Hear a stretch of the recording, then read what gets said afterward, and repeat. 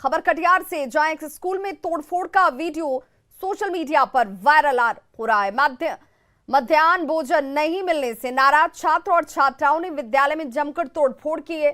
छात्रों का आरोप है कि उन्हें स्कूल में मध्याह्न भोजन दिया ही नहीं जाता। स्कूल में शिक्षक उनसे मालिश करवाते हैं। मामला बंगाल बॉर्डर से सटे कटिहार के बारसोई प्रखंड का है, जहां उत्क्रमित मध्य विद्यालय बरियौल में आक्रोशित छात्रों ने जमकर बवाल किया है। टीन से बनी विद्यालय की दीवार को तोड़ दिया गया। तस्वीरें आपके सामने एक्सक्लूसिव। और देखिए किस तरह छात्र विद्यालय में हंगामा कर रहे हैं। वहीं कुछ लोग अभिभावकों और बाहरी लोगों पर छात्रों को भड़काने का आरोप लगा रहे हैं। प्रखंड शिक्षा पदाधिकारी मुमताज अहमद ने इस घटना को शर्मनाक बताया है और जांच के बाद दोषियों पर कार्रवाई करने की बात कही है। दो तस्वीरें आपके टीवी स्क्रीन पर। दोपहर का खाना नहीं मिलता है, जिसे लेकर छात्रों ने नाराजगी जाहिर की, लेकिन ये छात्र यहां तोड़फोड़ भी करने लगते हैं और स्थानीय लोग चुपचाप यहां पर तमाशबीन बने देखते रहे। किसी बड़े ने कोशिश नहीं की इन बच्चों को समझाने की, रोकने की। इनकी मांग जायज है, मध्याह्न भोजन मिलना चाहिए, क्यों नहीं मिल रहा है इसे लेकर जवाबदेही तय होनी चाहिए। बच्चों से स्कूल में पढ़ने और पढ़ाने की जगह मालिश क्यों करवाया जाता है, इसका जवाब लिया जाना चाहिए। कार्रवाई ऐसे तमाम शिक्षकों और अधिकारियों पर होनी चाहिए, लेकिन छात्रों की तरफ से नाराजगी के नाम पर तोड़फोड़ करना, ये नुकसान वो खुद अपने विद्यालय का कर रहे हैं, उन व्यवस्थाओं का कर रहे हैं जिसका इस्तेमाल वो करते हैं। बड़े लोगों की मौजूदगी यहाँ पर दिख रही है, लेकिन किसी ने भी इन बच्चों को समझाने की कोशिश नहीं की कि आखिर जो हंगामे के साथ तोड़फोड़ की जा रही है ये ना किया जाए। एक्सक्लूसिव तस्वीर आपके टीवी स्क्रीन पर है। हालांकि शिक्षक आरोपों को खारिज कर रहे हैं। तुम लोग को खाना नहीं खिलाया क्या? सब कुछ है क्या?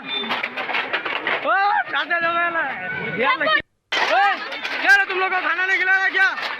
सब कुछ है क्या? और संवाददाता सुब्रत गुहा हमारे साथ इस वक्त ज्यादा जानकारी के साथ फोन लाइन पर जुड़ गए हैं कटिहार से। सुब्रत, तस्वीरें बहुत कुछ बयां कर रही हैं, लेकिन बच्चों का आरोप बहुत गंभीर है। सबसे पहले जरा ये बताइए कि जो आरोप बच्चे लगा रहे हैं कि मध्याह्न भोजन नहीं दिया जा रहा है, बच्चों से मालिश कराया जा रहा है, स्कूल प्रबंधन क्या जवाब दे रहा है? देखिए, प्रधानाध्यापक जो है गोपेन चंद्र राय, उनसे हमारी बातचीत हुई है। वो सीधे से मामले को खारिज कर रहे हैं और कहीं ना कहीं मामले को राजनीति से जुड़कर बता रहे हैं। स्थानीय जो राजनीति है वो कहीं ना कहीं बच्चे को इस तरह का माइंड सेट किए हैं। ये आरोप आप जो है प्रधानाध्यापक के है घटना के बाद। लेकिन सवाल तो ये है ना कि मध्याह्न भोजन अगर मिलता होता तो इतने बच्चे हैं यहाँ पर जो तस्वीरों में दिख भी रहे हैं, तो सारे के सारे बच्चे मिसगाइड हो रहे हैं, मिसलीड किए जा रहे हैं। मध्याह्न भोजन सभी बच्चों को नहीं मिलता है, ऐसा कैसे संभव है? जी, निश्चित तौर पर बात वहीं पर आके अटकती है। प्रधानाध्यापक जो सफाई दे रहे हैं उसमें इसीलिए दम नहीं दिखता है क्योंकि एकाएक इतने सारे बच्चे अगर एक ही मुद्दे पर आकर्षित हो जाए, आक्रोशित हो जाए, तो कहीं ना कहीं ये जरूर दाल में कुछ काला है या पूरी दाल ही काली है, ये तो जांच के बाद ही साफ होगा। लेकिन घटना में तथ्य जरूर है। और जो स्थानीय लोग, सुब्रत, आपके शिक्षक से बात हुई, बच्चों से आपने बातचीत की कि क्या मसला है, क्या विषय है, बच्चों से मालिश कौन करवाते हैं, कौन से शिक्षक इसमें शामिल हैं? जी, निश्चित तौर पर वो जो इलाका है बंगाल से सटा हुआ इलाका, और अधिकतर भाषा जो बच्चे सूर्यापुरी भाषा ही बोलते हैं और हम लोग भी इस इलाके से जुड़े होने के कारण सूर्यापुरी भाषा समझते हैं। उन बच्चों का जो बातचीत हुआ है हमारे से, वो लबोलाब में जो बात कर रहे हैं उसमें एक बात तो साफ है कि मध्याह्न भोजन स्कूल में रोजाना नहीं मिल रहा है और कभी कभार मध्याह्न भोजन दिया जाता है। दूसरी तरफ एक बात और आई है, आरोप प्रधानाध्यापक पर ही है कि वो बच्चों से मालिश करवाते हैं, उन्हीं पर आरोप है। इसीलिए कहीं ना कहीं विषय काफी गंभीर है। हालांकि जो शिक्षा विभाग से जुड़े हुए अधिकारी है, जिलाधिकारी से भी हमारी बातचीत हुई, सभी ने इस मामले को गंभीर बताते हुए जांच के बाद ही कुछ साफ स्थिति कहने की बात कर रहे हैं। लेकिन कुल मिलाकर जो शिक्षा सुब्रत, चूंकि ये बच्चे बहुत छोटे हैं, कम उम्र के ये बच्चे हैं, सभी प्राइमरी क्लासेस के ये बच्चे दिख रहे हैं, यहाँ पर क्या बड़े लोगों की तरफ से बच्चों को समझाने की कोशिश नहीं की गई? बहुत सारे अभिभावक भी नजर आ रहे हैं, ग्रामीण नजर आ रहे हैं, तो ये लोग मूक दर्शक बनकर क्या कर रहे थे?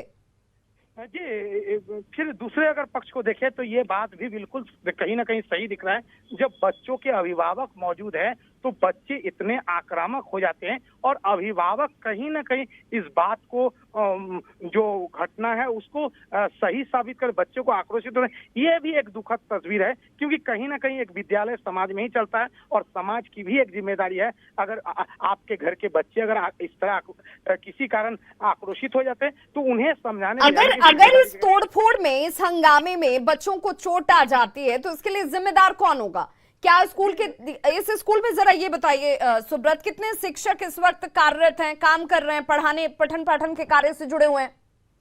देखिए, एग्जैक्ट आंकड़ा हम लोग के पास नहीं, लेकिन 2 से 3 शिक्षक है, लेकिन एक बड़ा साफ तस्वीर है। और ये जो आप जो अंदेशा जता रहे हैं कि कहीं ना कहीं दुर्घटना हो सकती, क्योंकि जो बच्चे जो दीवार तोड़ रहे हैं वो टीन के दीवार है और कहीं ना कहीं वो टीन के दीवार से चोटीले हो सकते थे और बच्चे गंभीर चोट का, जिस तरह बच्चे आक्रोशित होकर दीवार को तोड़ रहे हैं और सभी दीवार वहाँ टीन का बना हुआ है, वो उस तरह से अगर चोट लग जाए काफी गंभीर चोट हो सकता है और परिणाम बहुत बुरा हो सकता था। तो कहीं ना कहीं ये भी एक बड़ा विषय है, बच्चे किस कारण से इतना आक्रोशित हो गए, क्या एक दिन का विषय है या कहीं ना कहीं। सुब्रत हमारे साथ बने रहिए। हमारे साथ इस वक्त बारसोई से प्रखंड शिक्षा पदाधिकारी मुमताज जुड़ चुके हैं। सर, मैं सबसे पहले तो यही जानना चाहती हूँ कि बच्चों की तरफ से बहुत गंभीर आरोप लगाए जा रहे हैं। कहा जा रहा है कि मध्याह्न भोजन नहीं दिया जाता है, साथ ही साथ प्राचार्य के ऊपर आरोप कि उनकी तरफ से मालिश करवाई जाती है बच्चों से।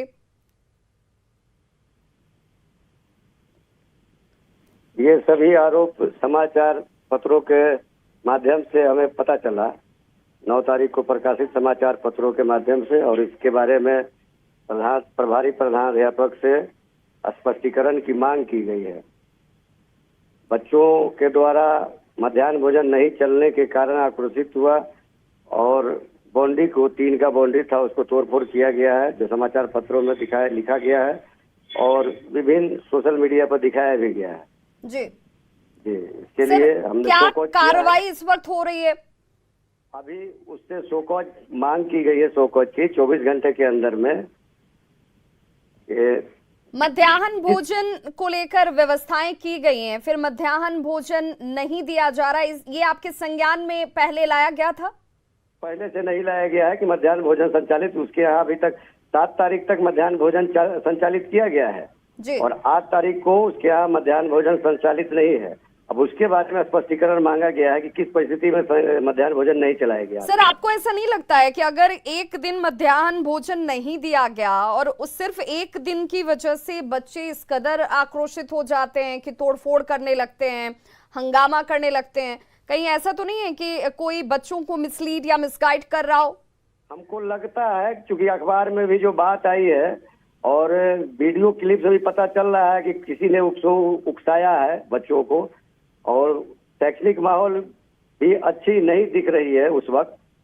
इस पर सबके लिए समुचित कार्रवाई करने की बात हमने स्पष्टीकरण मांग की है। उसके बाद स्कूल में कितने शिक्षक यहाँ पर कार्यरत हैं जो बच्चों को पढ़ाते हैं? उस स्कूल में 5 शिक्षक कार्यरत हैं। सर, जो तस्वीर दिख रही है, दुखद पहलू तो ये भी है कि यहाँ पर बड़े लोगों की मौजूदगी भी है, लेकिन कोई भी इन बच्चों को रोक नहीं रहा है, समझा नहीं रहा है कि आप ऐसा ना करें, इससे आप भी चोटिल हो सकते हैं, आपको भी यहाँ पर खतरा हो सकता है। हाँ, ये कमी दिख रही है, ये कमी वहाँ पर दिख रही है। तो इसको तो वहाँ के समाज, इसीलिए समाज को विद्यालय से जोड़ने की बात कही जा रही है बार बार कि विद्यालय समाज के पास जाए और समाज विद्यालय के पास आवे। विद्यालय प्रशासन सर, ये सोकॉज का जवाब कब तक मिलने की उम्मीद है? कोई डेडलाइन दिया गया है? नहीं, 24 घंटे के अंदर हमने कहा है। अब कार्यालय हमारा आज तो बंद ही है, कल खुलेगा। विद्यालय हो सकता है 11-12 बंद है विद्यालय ईद उल जुहा के मौके पर, तो उसके बाद स्पष्टीकरण आने की उम्मीद है, उस पर फिर कार्रवाई आगे की बढ़ेगी। चलिए, बहुत बहुत शुक्रिया सर इस तमाम जानकारी के लिए। तो तस्वीरें परेशान करने वाली इसलिए भी हैं कि बच्चों के आरोप तो गंभीर हैं, इन आरोपों पर स्पष्टीकरण की मांग की गई है, लेकिन बच्चे जिस तरीके से यहाँ व्यवहार कर रहे हैं, क्योंकि ये सीखने की उम्र है, समझने की उम्र है, और ऐसे उम्र में ये बच्चे उत्पात कर रहे हैं, हंगामा कर रहे हैं, तोड़फोड़ कर रहे हैं, जो कहीं से उचित नजर नहीं आता। भागलपुर से बड़ी खबर, जहां पेड़ से नाबालिग लड़की के शव मिलने के बाद इलाके में सनसनी फैल गई। घटना सबौर थाना क्षेत्र के लैखल धोबिया टोला गांव की है।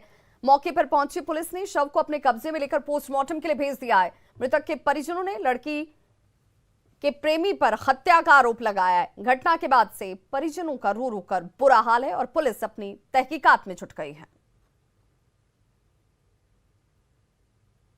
मंडल 9 महीना पहले लेके भागा था, फिर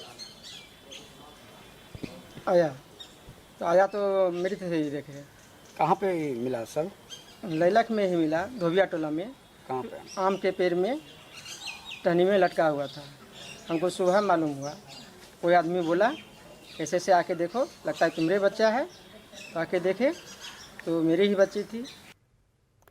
पूर्णिया की स्वदेशी बीएड कॉलेज की सहायक प्रोफेसर ने कॉलेज पर कई तरह के गंभीर आरोप लगाए हैं। महिला प्रोफेसर ने इस संबंध में कुलपति से लेकर राज्यपाल तक आवेदन देकर मामले की जांच करने की मांग की है। इस संबंध में उसने मरंगा थाने में लिखित शिकायत दर्ज कराई है। शिकायत में महिला ने कॉलेज के चेयरमैन राकेश मेहता और प्रिंसिपल विनय कुमार पर फोन पर जान से मारने की धमकी देने का भी आरोप लगाया है। वहीं दूसरी तरफ कॉलेज प्रिंसिपल ने महिला प्रोफेसर के आरोपों को सिरे से खारिज करते हुए इसे बेबुनियाद बताया। विश्वविद्यालय प्रशासन ने मामले की जांच करने और दोषियों के खिलाफ कार्रवाई की बात कही है। यहाँ घोर अनियमितता सर होती है और मूल रूप से सर हमारा जो ये आवाज़ उठाने के कारण जो है हमारे साथ ये अन्याय किया जा रहा है कॉलेज प्रशासन के द्वारा और वहाँ के चेयरमैन के द्वारा, वहाँ के प्रिंसिपल के द्वारा। कैंपस के से रिलेटेड है तो मैं जानना चाहूँगा, क्योंकि अभी तक हमारे संज्ञान में ये चीज़ों को बच्चों के द्वारा नहीं लाया गया है। और मानवीय व्यवहार का असर तो सीसीटीवी कैमरा लगा हुआ है, उससे एकदम प्रतीत हो जाएगा कि किसके साथ किस प्रकार का अमानवीय व्यवहार किया जा रहा है। इसके पहले तो कोई जानकारी थी नहीं हमें, लेकिन मैडम ने जो बताई है, सारी बातों को जानने के बाद ऐसा लग रहा है कि अगर यह सत्य है तो जघन्य अपराध है, ऐसा नहीं होना चाहिए। और चूँकि मुद्दा जस्ट अभी है सामने, मैं माननीय कुलपति से इस संबंध में बात करूंगा और बात करने के बाद जो उचित कार्रवाई होगी वो बिल्कुल होगी। इसमें किसी तरह का कोई संदेह नहीं करना चाहिए आप लोगों को। बड़ी खबर वैशाली से, जहां पुलिस ने आम के बीच छिपाकर रखे गए 500 कार्टन शराब को जब्त किया है। गंगा ब्रिज थाने की पुलिस ने हिलालपुर गांव के पास कार्रवाई करते हुए शराब के साथ 2 तस्कर को गिरफ्तार किया। पुलिस और एंटी लीकर टास्क फोर्स ने गुप्त सूचना के आधार पर छापेमारी की और यूपी नंबर के ट्रक में छिपाकर रखी गई शराब को जब्त किया गया। जब्त शराब की कीमत 50 लाख से अधिक बताई जा रही है। पुलिस आरोपी तस्कर के खिलाफ मामला दर्ज कर ट्रक को जब्त कर चुकी है। तस्कर से फिलहाल पूछताछ हो रही है। एलटीएफ टीम और गंगाब्रिज थाना के सहयोग से एक गाड़ी हिलालपुर में पकड़ा गया था। ट्रक 6 चक्का ट्रक था, यूपी नंबर का ट्रक था। सूचना थी कि इसमें शराब जा रहा है, तो जब ट्रक पकड़ा है तो इसमें आम लदा हुआ था। आम के अंदर में शराब छिपाया हुआ था। हरियाणा रेलवे शराब है, करीब 4400 लीटर शराब पकड़ा है उसमें, अंग्रेजी शराब। और स्थानीय ही 2 कारोबारी उसमें पकड़े गए हैं। कितना कार्टून हुआ था लगभग? कार्टून उसमें टोटल। भागलपुर के नौगछिया में आरोपी वरुण कुमार के भतीजे को गोली मारने की घटना ने तूल पकड़ लिया है। घटना के बाद आक्रोशित ग्रामीणों ने पुलिस की कई गाड़ियों में तोड़फोड़ की। थाना प्रभारी की पिटाई कर उनका सिर फोड़ दिया गया। ग्रामीणों और पुलिस कर्मियों के बीच झड़प होती है। ग्रामीण टोली चलाने वाले थाना प्रभारी और पुलिस कर्मियों की बर्खास्तगी की मांग कर रहे हैं। वहीं मौके पर भारी संख्या में पुलिस बल की तैनाती की गई है। ग्रामीणों के अंदर आक्रोश अभी भी बना हुआ है।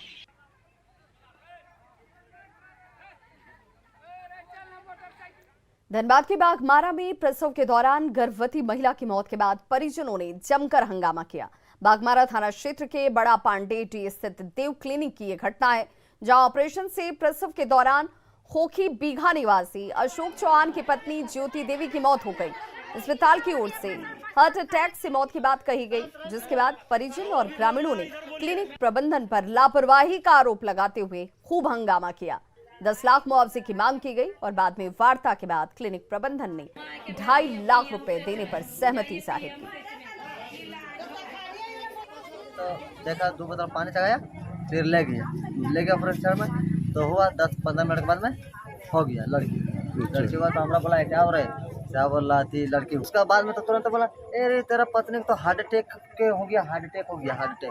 किसी तरह की कोई लापरवाही नहीं है।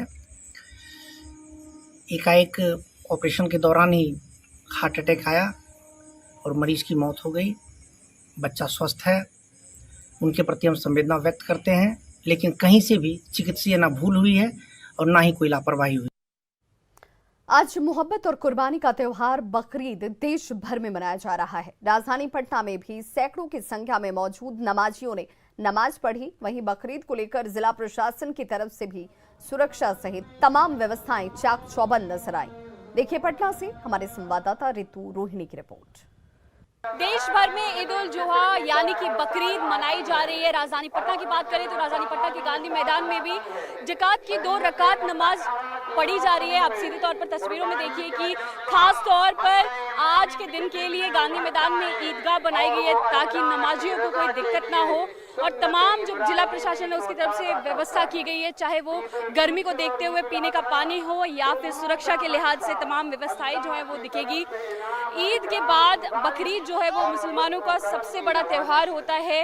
इसे कुर्बानी के त्यौहार के तौर पे भी जाना जाता है। तो साफ तौर पर देखिए जो तमाम लोग हैं वो गांधी मैदान में इकट्ठा हुए हैं, ज़कात की जो नमाज है उसको पढ़ रहे हैं। और साफ तौर पर आप देखिए जो भाईचारे का संदेश देने की कोशिश की जा रही है। अगर हम बात करें ईद के बाद जो है ये मुसलमानों का सबसे बड़ा त्यौहार होता है, तो ऐसे में कोरोना के बाद ये साफ तौर पर कोरोना के बाद पहली बार है जब इस तरीके से लोग जो हैं बकरीद के मौके पर एक साथ जुटे हैं, अपने परिवार के साथ लोग यहाँ पर आए हैं और काफ़ी खुशी के साथ इस परिवार के साथ मना रहे हैं इस त्यौहार को। न्यूज़ 18 के लिए रितु रोहिणी, पटना।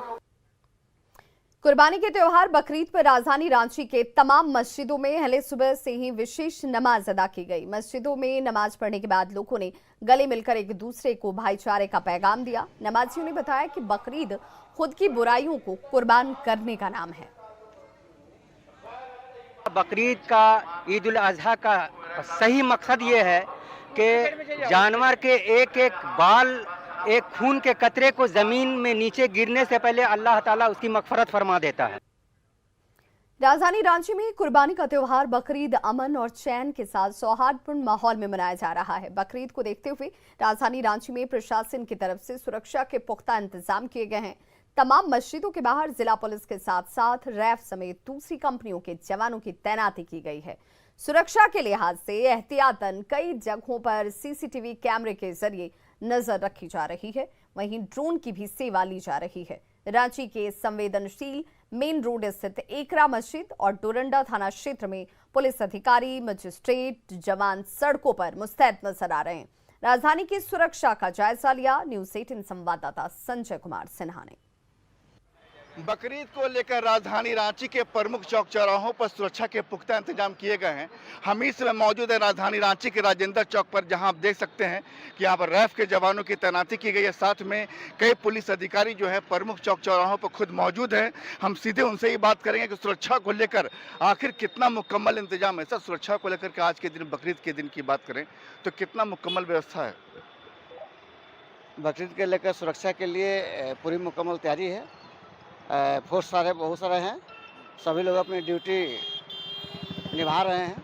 और जहाँ तक आप देख रहे हैं कि यहाँ पे व्यवस्था भी हो चुकी है, फोर्स भी काफ़ी हैं, कोई घटना की संभावना नहीं है और बहुत सौहार्दपूर्ण वातावरण से बकरीद को मनाया जा रहा है। डोरंडा क्षेत्र में जितने भी मंदिर मस्जिद हैं, बकरीद को देखते हुए हर जगह जो है तो जिला बल का जवान प्रतिनियुक्त किया गया है। इसके अलावा दर्जी मोहल्ला के पास एक जेजे की टीम दी गई है और राजेंद्र चौक पर आप देख रहे हैं कि रैफ की एक टीम प्रतिनियुक्त है। डोरंडा क्षेत्र में सब जगह अमन शांति है और पीसफुली सभी जगह नमाज की बकरीद का नमाज पूर्ण हो चुका है। राजधानी रांची के तमाम प्रमुख थाना क्षेत्रों में जहां भी संवेदनशील इलाके हैं वहां पर कंपनियों की तैनाती की गई है। जाहिर है कि अमन चैन कायम रहे, इसको लेकर जो पूरी व्यवस्था है अलर्ट मोड में है। संजय कुमार सिन्हा, न्यूज़ 18 रांची। गिरिडीह में राजधनवार प्रखंड के बाराजोरी में पत्थरों का अवैध उत्खनन लगातार जारी है और इस पर रोक लगाने में खनन विभाग नाकाम दिख रहा है। बाराजोरी में माइनिंग की लीज 1.31 एकड़ में मोहम्मद बिलाल के नाम पर लिया गया था, लेकिन यहां पर माइनिंग लगभग 3 एकड़ से भी ज्यादा की जा रही है। इतना ही नहीं, ग्रामीणों की रैयती जमीन को भी धीरे धीरे माइनिंग में शामिल किया जा रहा है, जिससे लोग नाराज दिख रहे हैं। डीएमओ ने राजधनवार थाना के सीओ को लीज के अनुसार सीमांकन करने का दिशा निर्देश दिया, लेकिन अभी तक कोई कार्रवाई नहीं हो पाई। वहाँ पे 2 माइंस अर्जुन प्रसाद सिंह का है, एक बिलाल अहमद के नाम पे है। तो अर्जुन प्रसाद सिंह का लीज पीरियड जो था वो ख़त्म हो चुका है, जिसमें हम लोग ऑलरेडी FIR कर चुके हैं। एक और माइंस है बिलाल अहमद का, जिसमें लगातार हम लोग को कंप्लेन आ रहा है कि वो मतलब थोड़ा एरिया एक्सटेंड करके काम कर रहा है। इस संदर्भ में हम लोग ऑलरेडी सीओ और अंचल अमीन को हम लोग निर्देश दिए हुए हैं कि नापी करके यहाँ पे रिपोर्ट भेजें माइनिंग ऑफिस में, और उसके बाद जैसा रिपोर्ट आएगा उसके विधि अनुसार हम लोग जो भी कार्रवाई बनता है उस पर हम लोग कार्रवाई करेंगे। गिरिडीह जिले के इस वक्त हम मौजूद हैं गिरिडीह जिले के अंतर्गत आने वाले राजधनवार प्रखंड के परसन के बाराजोरी में, जहां पे पत्थर का उत्खनन हो रहा है। आपको तस्वीरों के जरिए मैं दिखाना चाहूँगा क्या है पूरा मामला, क्योंकि ग्रामीणों का लगातार ये आरोप है और ग्रामीण लगातार ये आवेदन देकर के शिकायत कर रहे हैं कि जिस प्रकार से पत्थरों की अवैध उत्खनन हो रहा है उस पर लगाम लगाया जाए, क्योंकि पत्थर का अवैध उत्खनन से लगातार जो इसका दायरा है वो बढ़ते जा रहा है और जो रैयती ज़मीन है वह इसके जद में आ जा रहे हैं। वहीं आपको बता दें, तस्वीरों के जरिए आप साफ देख सकते हैं कि माइनिंग जो है 1.31 एकड़ में लीज लिया गया था, लेकिन जो माइनिंग का जो ये पत्थर का उत्खनन है वह 3 से अधिक एकड़ में किया जा रहा है। क्योंकि आप तस्वीरों में साफ देख सकते हैं कि 1, 2 और 3 में जो पत्थर का उत्खनन होना है वह 1 में होना है, क्योंकि लीज 1 में है, 1 एकड़ में। लेकिन आप साफ तस्वीरों में देख सकते हैं कि दोनों में लगभग 3 से अधिक एकड़ में पत्थर का उत्खनन किया जा रहा है। आप साफ देख सकते हैं कि ये जो आज जो नज़ारा है वहीं ये आपको साफ बताएगा कि 3 से अधिक एकड़ में किया जा रहा है। वहीं अगर आप कैमरा पैन करेंगे तो आप साफ देख सकते हैं कि जो बैरिकेडिंग की व्यवस्था है, क्योंकि बैरिकेडिंग बहुत ही ज़रूरी है। हो सकता है कभी जानवर या आदमी भी गिरकर दुर्घटनाग्रस्त हो सकता है, लेकिन अभी तक बैरिकेडिंग नहीं किया गया है। वहीं जो खदान के संचालक हैं या इसके नुमाइंदे हैं उनसे भी हम बात करेंगे और अधिक समझने की कोशिश करेंगे। वहीं आपको बता दें कि डिस्ट्रिक्ट माइनिंग ऑफिसर के द्वारा अभी जो नोटिफिकेशन लेटेस्ट में जारी किया गया है उनके तहत लगभग 87 से अधिक जो माइनिंग है, पत्थर खदान है, उनका लीज एक्सपायर हो चुका है। उनमें से यहाँ पे 2 है जिसका लीज एक्सपायर हो चुका है, बावजूद यहाँ पे पत्थर का उत्खनन हो रहा है और यह जांच का विषय है। डिस्ट्रिक्ट माइनिंग ऑफिसर को, डीसी महोदय को खुद आकर जांच करना चाहिए कि क्या वास्तव में यहाँ पे हो रहा है। वहीं जिस तरह से लगातार ग्रामीण अपनी आवाज़ को मुखर कर रहे हैं, आवेदन दे रहे हैं, डिस्ट्रिक्ट माइनिंग ऑफिसर को दिया है, डीसी साहब को दिया है, सदर विधायक सुदीप कुमार सोनू को दिया है, जिसमें मामले को संज्ञान में लेते हुए तत्परता दिखाते हुए सदर विधायक सुदीप कुमार सोनू ने अनुशंसा करते हुए ये जो पर्टिकुलर डिपार्टमेंट है उनके पास फॉर्मेट भेज दिया गया है। अब यह देखना दिलचस्प होता है कि किसी प्रकार की कार्रवाई होती है या नहीं होती है। गिरिडीह से न्यूज़ 18 के लिए मैं एजाज अहमद। तो खबरों का सिलसिला लगातार जारी, आप देखते रहिए न्यूज़ 18 बिहार झारखंड। यहाँ खबरों का सिलसिला कभी नहीं थमता।